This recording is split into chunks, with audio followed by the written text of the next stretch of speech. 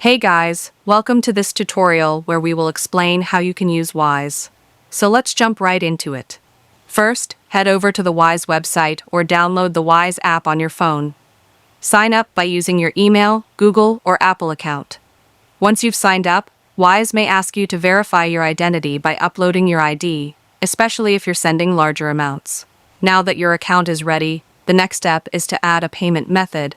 You can link your bank account, debit card, or credit card. Wise will also show you the fees for each option. Bank transfers usually have the lowest cost. To send money, click on the Send Money option. Enter the amount you want to send, choose the currency, and then type in the recipient's information. If you're sending to a bank account, you'll need their full name, account number, and bank details like IBAN or SWIFT. You can also send money directly to someone's Wise account if they have one. After that, you'll choose how you want to pay. You can pay with your linked bank account or card. Review the details, confirm the exchange rate and fees, and complete the payment. Wise will show you the estimated delivery time, and you can track your transfer in real time. The recipient will also be notified once the money is on the way.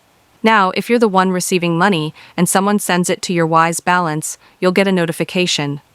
From there, you can either keep the money in your Wise account and convert it later, or withdraw it to your local bank. And lastly, if Wise offers debit cards in your country, you can also order one and use it to spend money in different currencies with very low fees, and that's how Wise works.